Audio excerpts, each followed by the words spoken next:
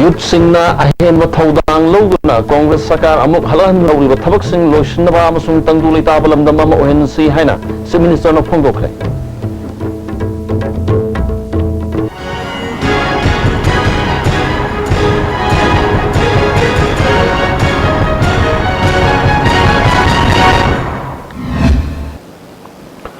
Kunjari, ISTV Palming, Tabu Sing Tramukari,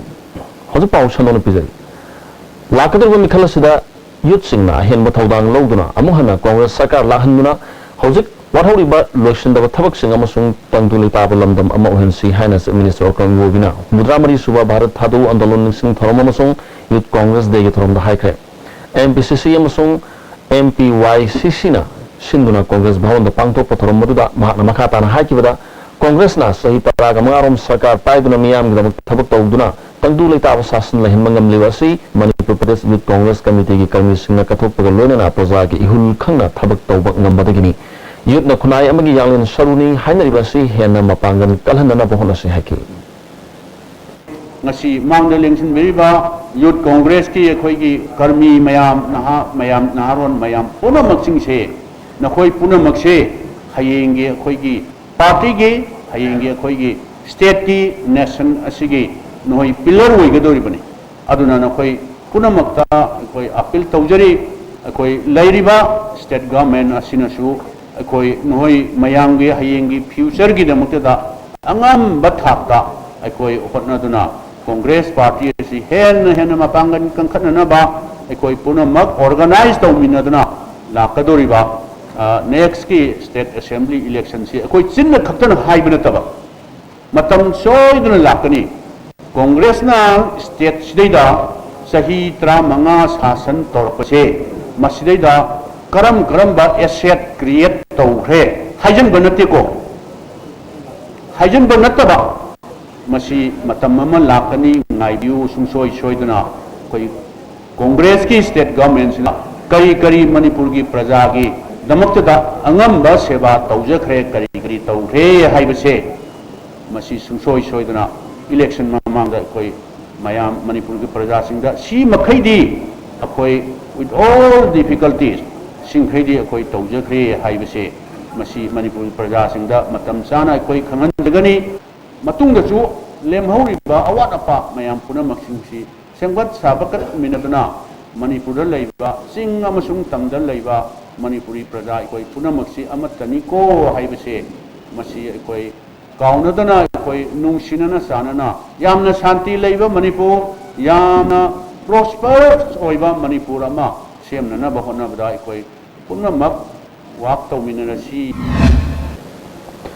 Masigi Tromada Deputy Chief Minister Gekhangam, MPCC President Tian Hawkip, Minister Singh, Parliamentary Secretary Singh, MLA Singh, Amari Congress ki karmi kayan sarvyaki. Mahatma Gandhi Masung Congress ki Quit India Movement sarvyaki wasuni mafam dekai khobo utki. Manipur Pradesh Youth Congress ki souvenir amasu phongki. President Tian Hawkip na Youth Congress asi MPCC ki yamna maruwa saruk amai masib mapangan kakhanan mahaibasi mathau tai haiki. All India Youth Congress Committee National Secretary Amasung Manipuri in charge Dayanand Hussain Youth Congress Degi Thorasi Kendra Khuding da Pangthokna Youth Congress na kari tawri masigi muching masingi pandam kari no haibu khangan Congress pu mapangin kangkhathan si haiki. This kind of program is going on all over the country,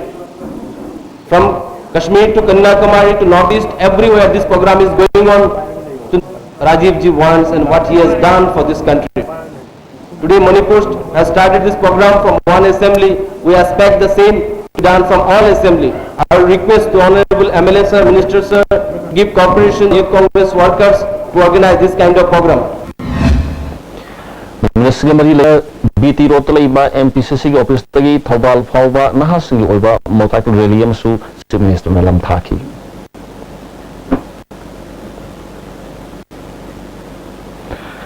Singamay Police Station giman ba Khagem Pali Huidrom Lekai Dangarang Nudang Pung Paraga Mini Yakai Mangarom Tava the bomb Amapokai. Todosi Khagem Pali Huidrom Lekai the Leva Huidrom Chauva Huidrom Babu Madi Iron Industry to realize from Mangi Taina from Giget Mayabani Bomb Pokai but the Mia so upon the Yaudrosu Yungi Paklang Tonogi Glass Kramangata Tonki. Todosi Matanga Rimski Operation Theatre operation theater assistant oiba chawbana thawong asi terrorist ki thawongni atamnana halage haina tawba mali tungba amu hana tawbiganu haiki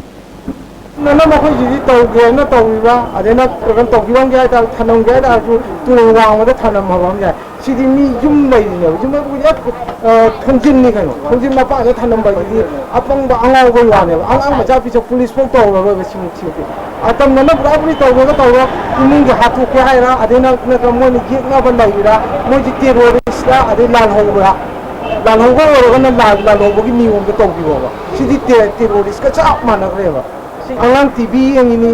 asunda aku makhluk dah kita kena dalam bagi angang macam tak kakak kibai tu boleh nak itu kan angang dah boleh suai mana pula suai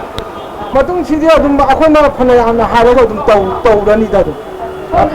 panai anak hari dan anak hari dan si tahu gini minat tahu gini macam thamam baju nak lewat sini berapa dia ada ayau gini lewat sini Food Security Act asi niyam sara helandana nabani MLA ni rajniti shanapam natte haina konthojom local council CPI na thadruk pe cherol man khangalagi Food Security Act pukhulai oina sisinna ga rajniti ki khudong chana lawna motna kaya leire niyam na dugumba animba rajniti tawbusing warak pamatam ore hari dayam to lominas India gi ahanba national awardee government of India na piba silver dew Makhal suna leijare half liter 750 ml 1 liter 2 liter 5 liter and 20 liter jar as an distributor amadi akupamarol loktak industry industrial state takiel the contact tobiu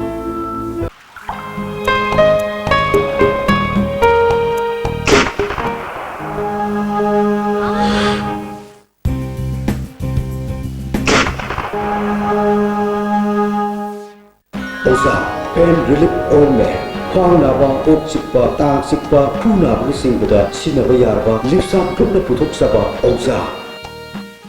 changi labor solak padagi puchu singatta ba akcham chokthar ba tumba chaba yarakta ba khong hama nungarakta ba singi damak amatta ngayaba upai di jolib syrup amasung jolib capsule bu changni sinabio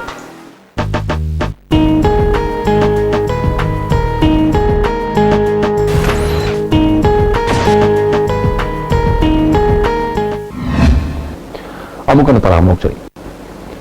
Bisnupur Kendra gi ningthau khong kha mamang lekai gi isingna thumjin dun leibi mapakya lepham leitabagi relief camp da sangjapam lawduna leibi singda Lions Club of ningthau khong amadi Dikex Education Center ningthau khongna sana thakna mapotlam kaya yan thokre thomadu organization ani asigi thopu miwe kya sharu yaki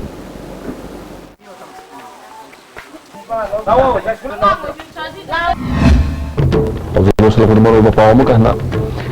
Youth sing na hen mathodang lawduna Congress Sakar halanduna wathawri bathabak sing lotion mangamna ba masung tangdu leita ba lamdam ma ohen si haina chief minister na phungdokre ISTV pauming tabili busang kan kunjang